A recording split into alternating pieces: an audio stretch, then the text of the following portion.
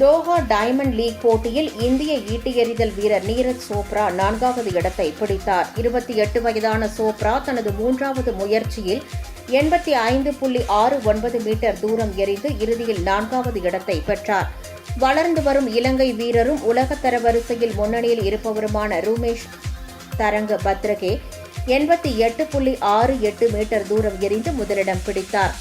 Anderson Peter's 86.38 மீட்டருடன் 2ஆம் இடத்தையும், அமெரிக்காவின் கர்டிஸ் தாம்சன் 85.99 மீட்டருடன் 3ஆம் இடத்தையும் பிடித்தனர்.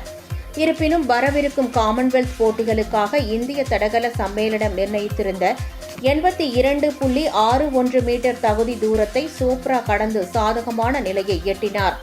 கிளாஸ்கோ காமன்வெல்த் போட்டிகளுக்கான 32 பேர் கொண்ட இந்திய அணியில் அவர் இடம்பெற்றுள்ளார்.